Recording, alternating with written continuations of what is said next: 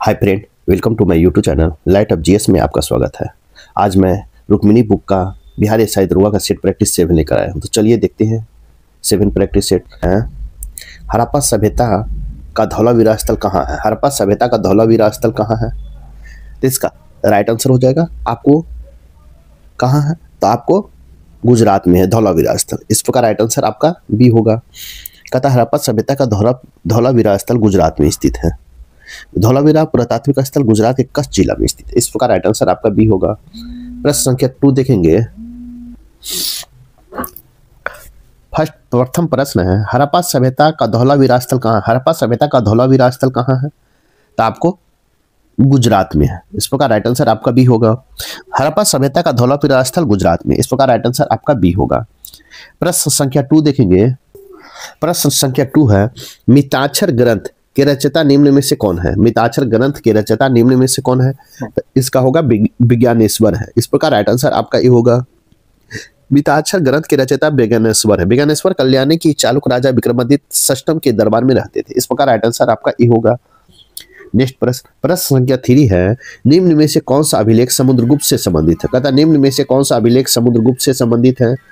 इसका right answer होगा प्रयाग अभिलेख आपको समुद्रगुप्त से संबंधित है। इस प्रकार राइट आंसर ए होगा। प्रयाग अभिलेख गुप्त शासक समुद्रगुप्त से संबंधित है। इस प्रकार राइट आंसर आपका ए होगा। नेक्स्ट प्रश्न संख्या 4 है, वर्ष 1921 में मोपला विद्रोह किस क्षेत्र में हुआ था? तो मोपला विद्रोह आपको किस क्षेत्र में हुआ था? इसका राइट होगा केरल क्षेत्र में हुआ था, केरल राज्य में। इस प्रकार राइट आंसर आपका डी होगा। 1921 में मोपला विद्रोह केरल में हुआ था। मोपला विद्रोह ब्रिटिश शासन व्यवस्था के खिलाफ एक कृषक विद्रोह था। इस प्रकार राइट आंसर डी होगा। नेक्स्ट प्रश्न संख्या 5 है, अल-बरूनी के संबंध में निम्न से कौन सा तथ्य सही है? अल-बरूनी के संबंध में निम्न में से कौन सा तथ्य सही है? ए में है ख्वारिज़्म क्षेत्र में रहने वाला था। 2 में वह विभिन्न विषयों को जानता था। 3 में मोहम्मद गजनवी के साथ भारत आया था। और 4 में किताबुल हिंद उसकी प्रमुख रचना है। उपयुक्त तथ्यों के आधारित निम्नलिखित विकल्पों को सही उत्तर को चयन करना है। इसका राइट आंसर हो जाएगा आपको सभी 1, 2, 3 और 4 चारों आपका सत्य है। इस प्रकार राइट आंसर आपका डी होगा। नेक्स्ट क्वेश्चन देखेंगे। कुछ प्रश्न संख्या 6 देखेंगे। द्वितीय आंग्ल मैसूर युद्ध की समाप्ति किस संधि से हुई थी? द्वितीय आंग्ल मैसूर युद्ध की समाप्ति किस संधि से हुई थी? इसका होगा मंगलोर की संधि से हुआ था। इस प्रकार राइट आंसर आपका बी होगा। द्वितीय आंग्ल मैसूर युद्ध की समाप्ति मंगलोर की संधि हुई थी। मंगलोर की संधि आपको 11 मार्च 1784 ईस्वी को मैसूर राजा और ब्रिटिश ईस्ट इंडिया कंपनी के बीच मंगलोर की संधि हुई थी। इस प्रकार राइट आंसर आपका बी होगा। क्वेश्चन नंबर 7 देखेंगे। प्रश्न संख्या 7 देखेंगे। भारतीय स्वतंत्रता आंदोलन के क्रांतिकारी घटनाओं का एक प्रसिद्ध काकोरी कांड किस वर्ष का है? भारतीय स्वतंत्रता आंदोलन के क्रांतिकारी घटनाओं में एक प्रसिद्ध काकोरी कांड किस वर्ष का है? इसका राइट आंसर हो जाएगा 1925 ईस्वी का। इस प्रकार राइट आंसर आपका ए होगा। भारतीय स्वतंत्रता आंदोलन के क्रांतिकारी घटनाओं में एक प्रसिद्ध काकोरी कांड 1925 का। इस प्रकार राइट आंसर आपका ए होगा। नेक्स्ट प्रश्न संख्या 8 है, मुस्लिम लीग के किस अधिवेशन में द्विराष्ट्र का प्रस्ताव पारित हुआ था? मुस्लिम लीग के किस अधिवेशन में द्विराष्ट्र प्रस्ताव पारित हुआ था? इसका राइट आंसर होगा लाहौर अधिवेशन 1940 के। इस प्रकार राइट आंसर आपका ये होगा। मुस्लिम लीग के लाहौर अधिवेशन 1940 में द्विराष्ट्र प्रस्ताव पारित हुआ था। इस प्रकार राइट आंसर आपका ये होगा। नेक्स्ट प्रश्न संख्या 9 है, मध्यकाल में भारत की यात्रा पर आया इब्न बतूता कहाँ का रहने वाला था? मध्यकाल में भारत की यात्रा पर आने वाला इब्न बतूता कहाँ का रहने वाला था? तो इसका राइट आंसर होगा अफ्रीका महादेश का रहने वाला था। इस प्रकार राइट आंसर आपका सी होगा। मध्यकाल में भारत की यात्रा पर आया इब्न बतूता अफ्रीका महादेश का रहने वाला था। इब्न बतूता अफ्रीका के मोरक्को का रहने वाला था। 1333 में भारत आया था। इस प्रकार राइट आंसर आपका सी होगा। नेक्स्ट प्रश्न संख्या 10 देखेंगे। राज्यसभा की संरचना का उल्लेख भारतीय संविधान के किस अनुच्छेद में? राज्यसभा की संरचना का उल्लेख भारतीय संविधान के किस अनुच्छेद में है? इसका राइट आंसर होगा अनुच्छेद 80 में। अनुच्छेद 80 में। इस प्रकार राइट आंसर आपका भी होगा। राज्यसभा की संरचना का उल्लेख भारतीय संविधान के अनुच्छेद 80 में है। इस प्रकार राइट आंसर आपका बी होगा। नेक्स्ट प्रश्न संख्या 10 देखेंगे। आपको एक question is sentence has been given direct indirect out of the 4 eliminate suggestion selected the which best experience in same sentence indirect you make your answer the answer sheet। इसका right answer हो जाएगा आपको C. The patent prepared in the doctor of tell you how much so time had. इस प्रकार right answer आपका C होगा। Question number 12 है select the option the experience in given sentence in active voice. इसका right answer हो जाएगा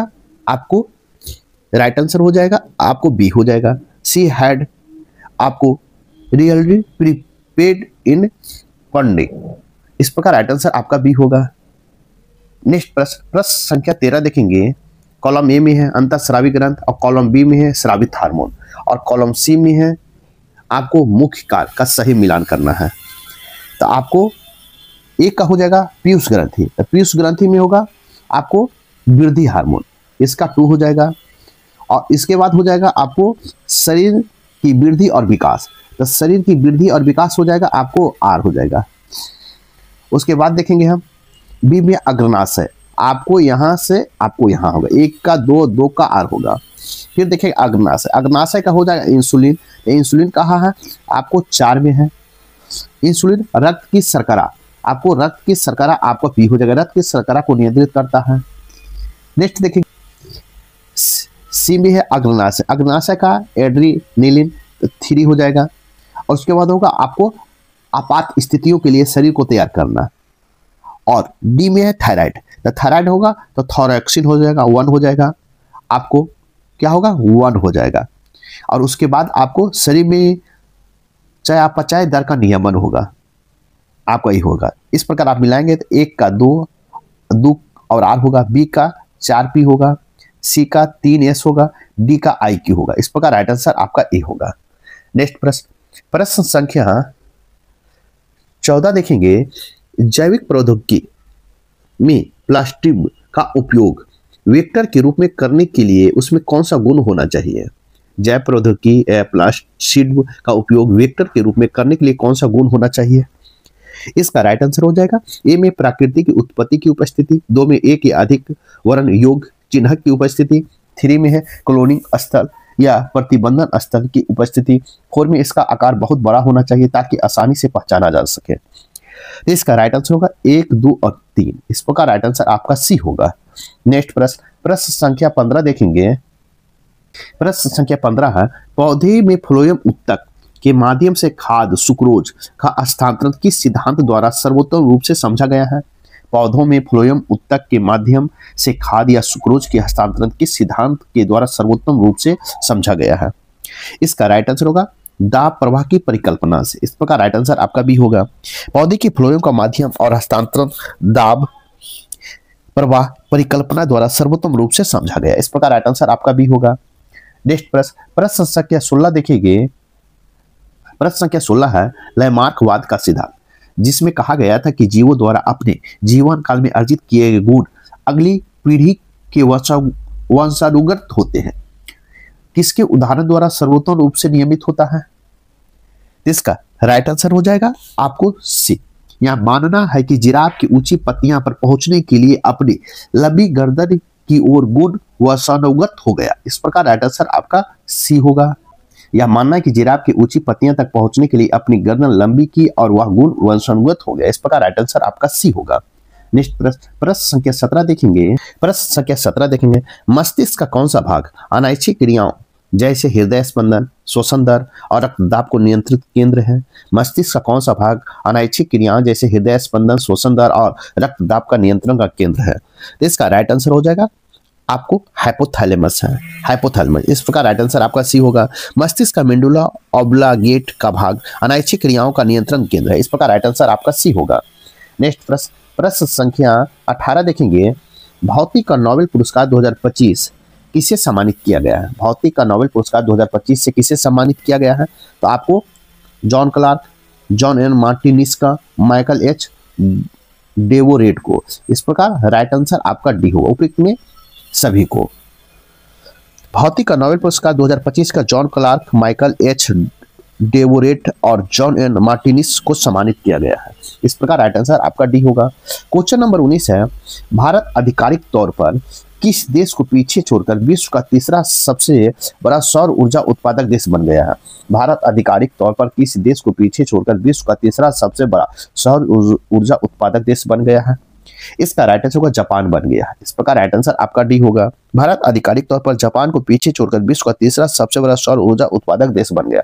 इस प्रकार राइट आंसर आपका डी होगा। नेक्स्ट प्रश्न, प्रश्न संख्या 20 देखेंगे। प्रश्न संख्या 20 है, 25 अगस्त 2025 को भारत के प्रधानमंत्री नरेंद्र मोदी ने बिहार में गया जी में लगभग कितने करोड़ रुपया मूल्य की विकास परियोजना का शुभारंभ और शिलान्यास किया है। प्रश्न है, 22 अगस्त 2025 को भारत के प्रधानमंत्री नरेंद्र मोदी ने बिहार के गया जी में लगभग कितने करोड़ रुपया मूल्य की विकास परियोजना का शुभारंभ और शिलान्यास किया है। इसका राइट आंसर होगा 13,000 करोड़ का। इस प्रकार राइट आंसर आपका सी होगा। 22 अगस्त 2025 को भारत के प्रधानमंत्री नरेंद्र मोदी ने बिहार के गया जी में लगभग 13,000 करोड़ के मूल्य की विकास परियोजना का शुभारंभ और शिलान्यास किया है। इसका राइट आंसर सी होगा। नेक्स्ट प्रश्न संख्या 21 है, फजल अली की अध्यक्षता में केंद्र सरकार द्वारा राज्य पुनर्गठन आयोग का गठन कब किया गया। फजल अली की अध्यक्षता में केंद्र राज्य द्वारा राज्य पुनर्गठन आयोग का गठन कब किया गया। इसका राइट आंसर हो जाएगा आपको दिसंबर 1953 में किया गया। कब? दिसंबर 1953 में। इस प्रकार राइट आंसर आपका सी होगा।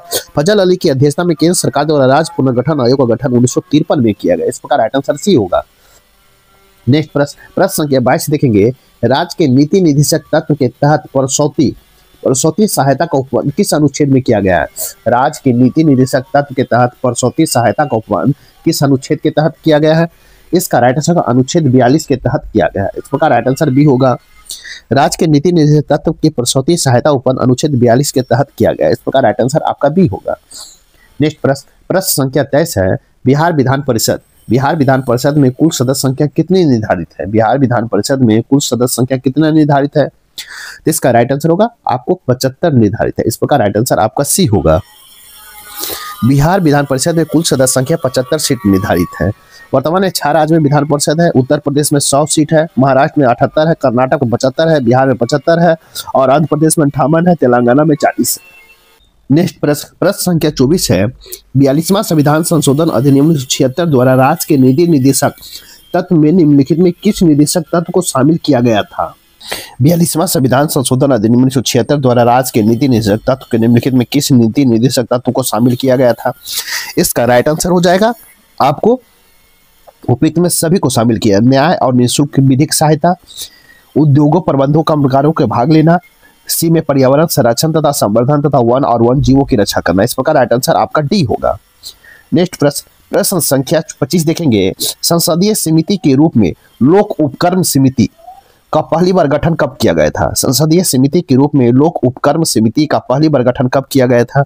इसका राइट आंसर 1964 में किया गया। कब? 1964 में। इस प्रकार राइट आंसर आपका भी होगा। संसदीय समिति में लोक उपक्रम समिति की पहली बार गठन 1964 में किया गया था। इस प्रकार राइट आंसर आपका भी होगा।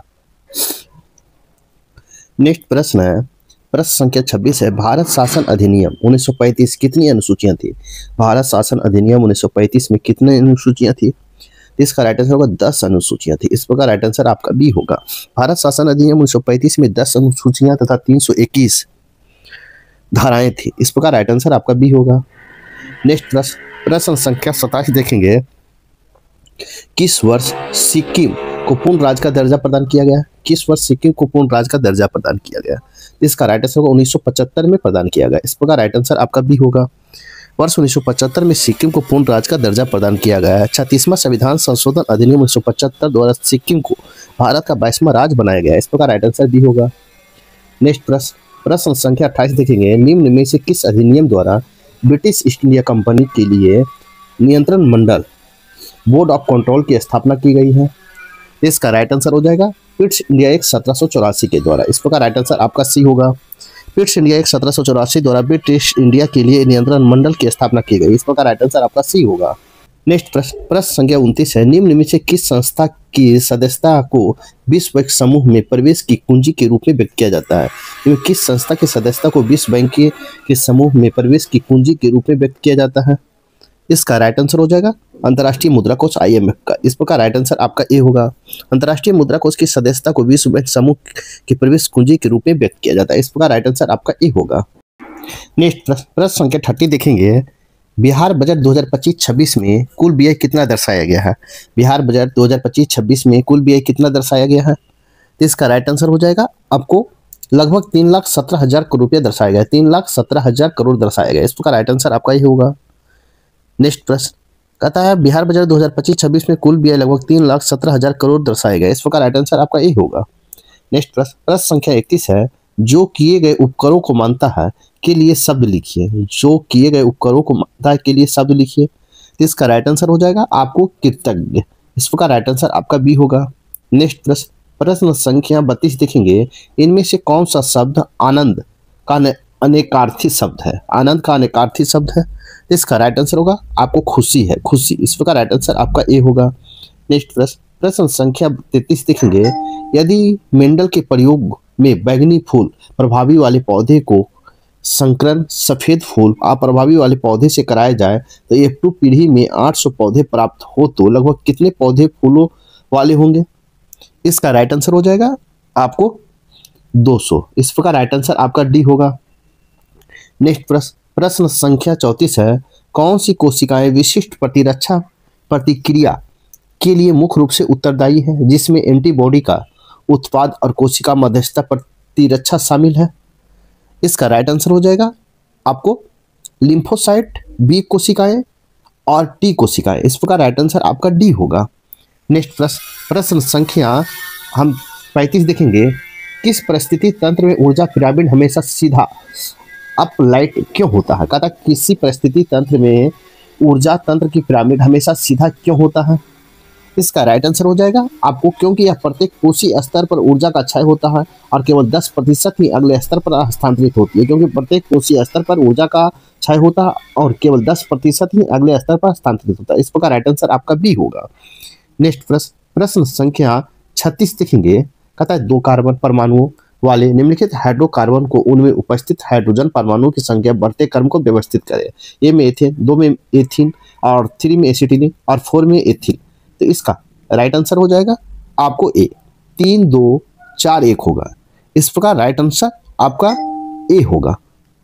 नेक्स्ट प्रश्न, प्रश्न संख्या 37 देखेंगे। कहता निम्नलिखित में कौन सी अभिक्रिया रेडॉक्स अभिक्रिया के उदाहरण है? रेडॉक्स अभिक्रिया के उदाहरण है।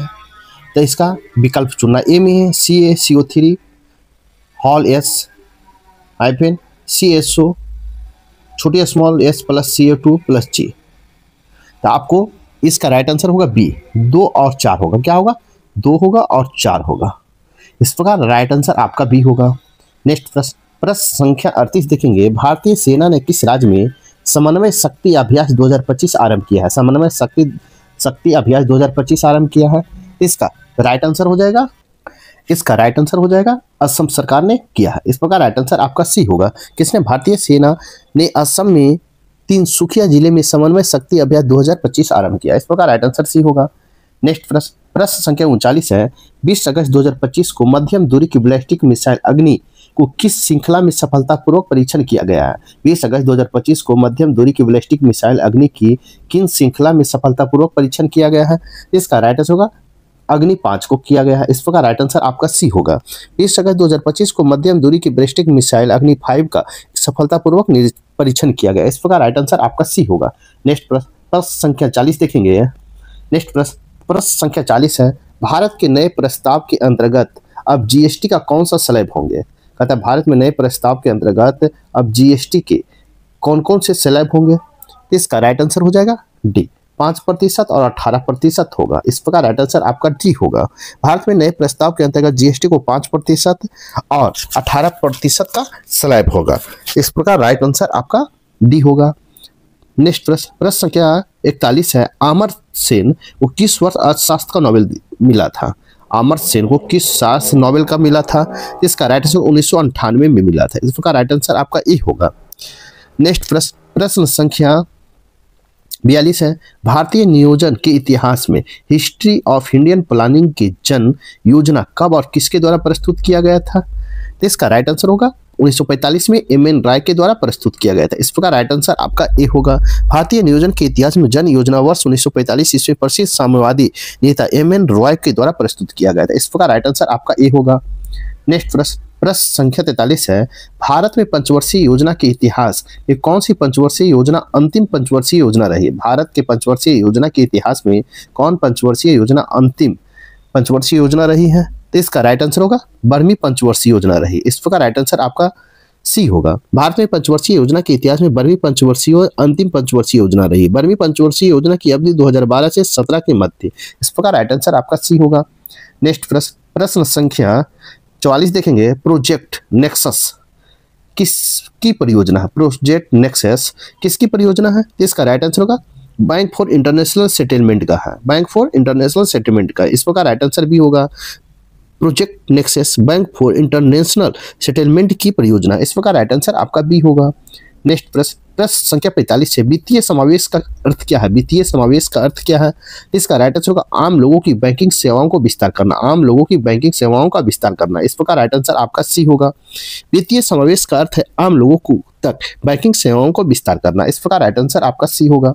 नेक्स्ट प्रश्न संख्या 46 देखेंगे, बिहार में कोयला का भंडार किस जिला में स्थित है? बिहार में कोयला भंडार किस जिला में स्थित है? इसका राइट आंसर हो जाएगा भागलपुर मुंगेर में स्थित है। इस प्रकार राइट आंसर आपका ए होगा।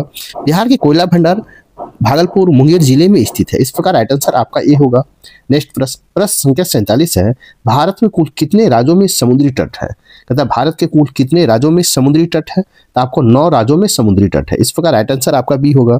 भारत में 9 राज्य में समुद्री तट है, जिसमें है गुजरात, महाराष्ट्र, गोवा, कर्नाटक, केरल, तमिलनाडु, आंध्र प्रदेश, उड़ीसा और पश्चिम बंगाल में। इस प्रकार राइट आंसर आपका बी होगा। नेक्स्ट प्रश्न संख्या 48 देखेंगे, आकार के आधार पर सौर मंडल का तीसरा ग्रह कौन सा है? आकार के आधार पर सौर मंडल का तीसरा सबसे बड़ा ग्रह कौन है? तो इसका राइट आंसर हो जाएगा आपको अरुण है, यूरेनस जिसे कहते हैं। इस प्रकार राइट आंसर आपका बी होगा, सॉरी सी होगा। आकार के आधार पर सौर मंडल का तीसरा बड़ा ग्रह अरुण यूरेनस है। इस प्रकार राइट आंसर आपका सी होगा। नेक्स्ट प्रश्न संख्या 49 है, किस जगह पर स्थानीय समय 6 बजे पर आता है जबकि ग्रीनविच पर मीन टाइम GMT 3 पर आता है? उस जगह का देशांतर रेखा क्या होगी? तो उस जगह का देशांतर रेखा क्या होगा? तो इसका राइट आंसर होगा 120 डिग्री पूर्व होगा। इस प्रकार राइट आंसर आपका सी होगा।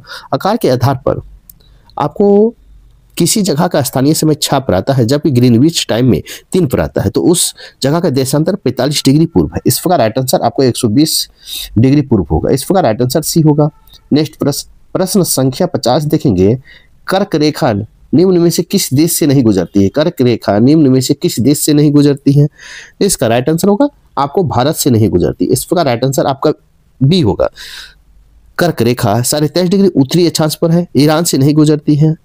आपको कहां से नहीं गुजरती है? सॉरी, आपको ईरान से नहीं गुजरती। इस प्रकार राइट आंसर आपका सी होगा। नेक्स्ट प्रश्न संख्या 51 देखेंगे, एक निश्चित राशि पर 2 वर्ष के लिए 10% प्रति वर्ष की दर से वार्षिक संयोजक की चक्रवृद्धि ब्याज लिया जाता है।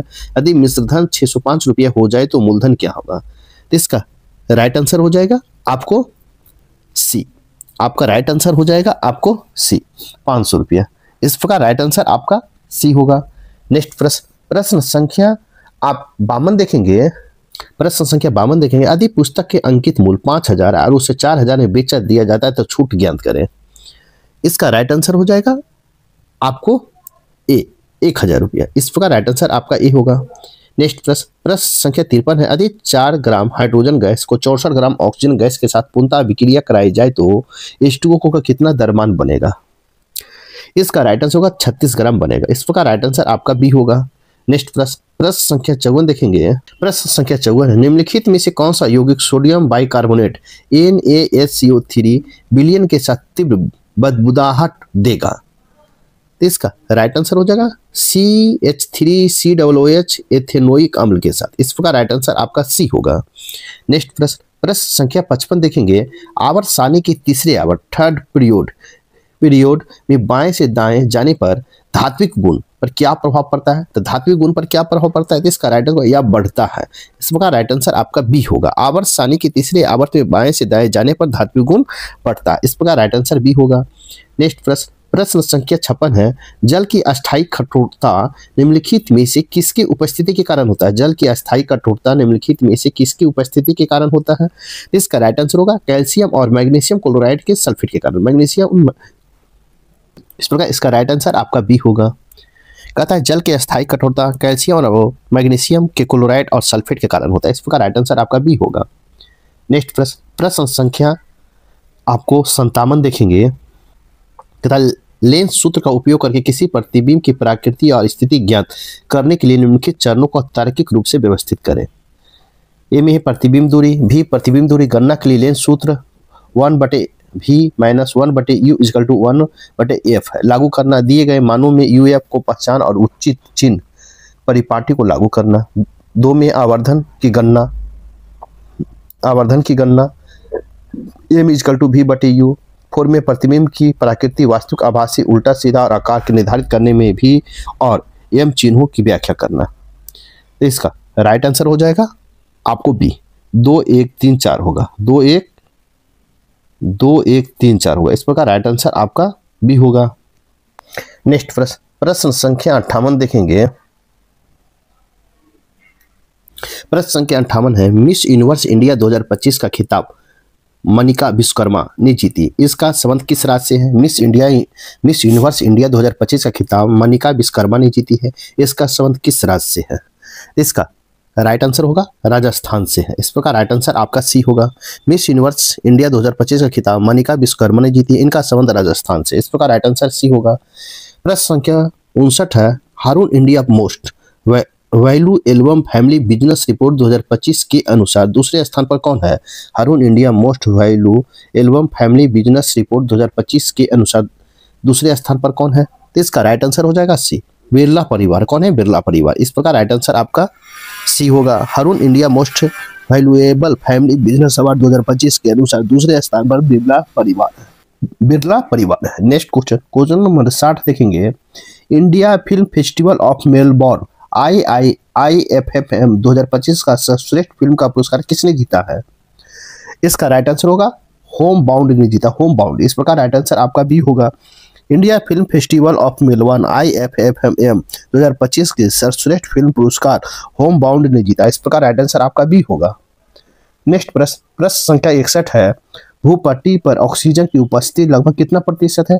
भूपट्टी में ऑक्सीजन की उपस्थिति लगभग कितना प्रतिशत है? तो इसका राइट आंसर हो जाएगा 47% है। कितना? 47%।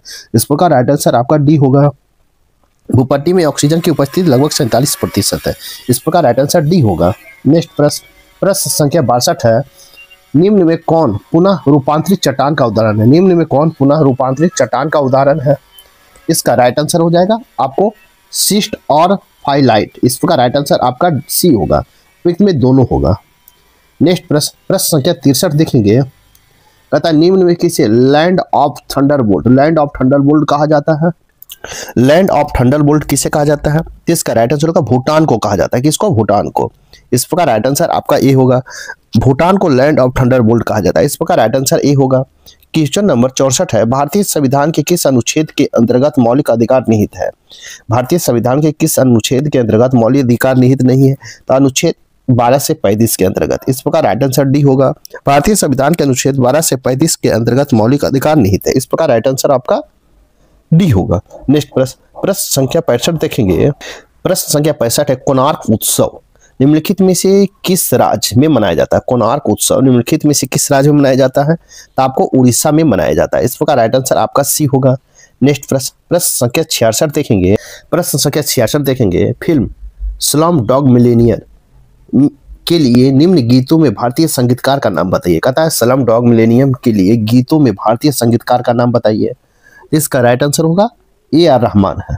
इस प्रकार राइट आंसर आपका बी होगा। Film slum dog millennium film के लिए गीतों को भारतीय संगीतकार AR रहमान है।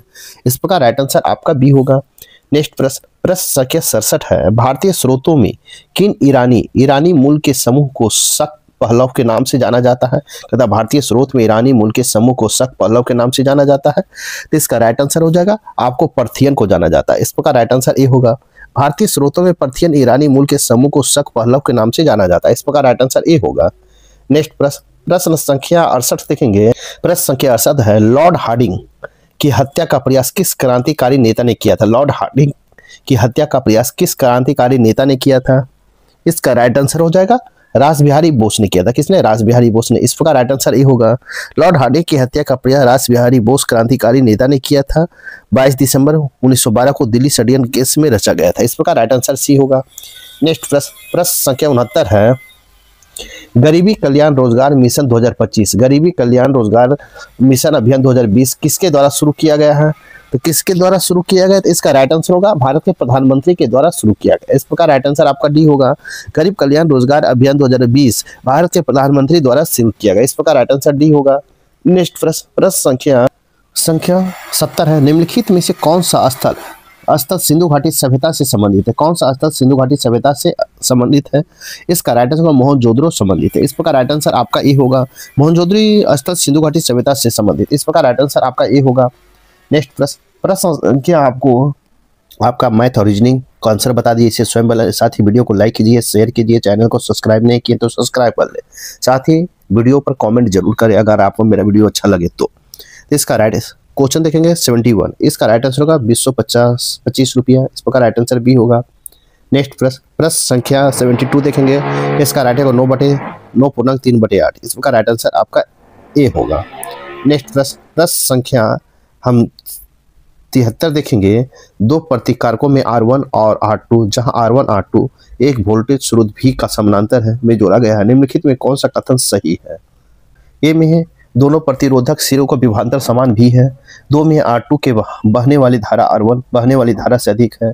3 में संयोजन का तुल्य प्रतिरोध R2 से भी छोटा है। 4 में स्रोत से निकलने वाली कुल धारा R1 और R2 बहने वाली धाराओं का योग है। सही विकल्प को चुने।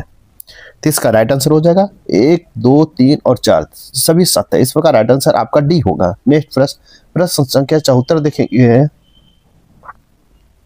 नेक्स्ट प्रश्न संख्या 74 है। इसका राइट आंसर देखेंगे। इसका राइट आंसर होगा 60 रुपया। इस प्रकार राइट आंसर बी होगा। प्रश्न संख्या 75 है। हीरे की चमक और ऑप्टिकल फाइबर का कार्य सिद्धांत प्रकाश के किस घटना पर आधारित है? हीरे की चमक और ऑप्टिकल फाइबर का कार्य सिद्धांत प्रकाश के किस घटना पर आधारित है? इसका राइट आंसर हो जाएगा पूर्ण आंतरिक परावर्तन पर आधारित। इस प्रकार राइट आंसर आपका डी होगा। हीरे की चमक, ऑप्टिकल फाइबर कार्य सिद्धांत, ये दोनों घटनाएं पूर्ण आंतरिक परावर्तन पर आधारित है। इस प्रकार राइट आंसर आपका डी होगा। नेक्स्ट प्रश्न संख्या 76 देखेंगे। प्रश्न संख्या 76 है। 2 kg द्रव्यमान का एक पिस्तौल से 20 ग्राम द्रव्यमान का एक गोली 150 मीटर प्रति सेकंड की क्षैतिज वेग से दागी जाती है। पिस्तौल का प्रतिक्षेप वेग क्या है? इसका राइट आंसर हो जाएगा आपका -1.5 मीटर प्रति सेकंड है। इस प्रकार राइट आंसर आपका ए होगा। नेक्स्ट प्रश्न संख्या 77 देखेंगे। जब घरेलू परिपथ में विद्युतमान्य तार, लाइव वायर का उदासीन तार, न्यूट्रल वायर सीधे संपर्क में आ जाते हैं तो इसका कारण क्या होता है? तो इसका राइट आंसर हो जाएगा लघु पतन होता है, शॉर्ट सर्किट। इस प्रकार राइट आंसर आपका बी होगा। क्या होगा? राइट आंसर बी होगा। जब किसी घरेलू परिपथ में विद्युत तार, उदासीन तार सीधे संपर्क में आ जाते हैं तो यह घटना लघु पतन तार कहलाता है। इस प्रकार राइट आंसर बी होगा। नेक्स्ट प्रश्न संख्या 78 है।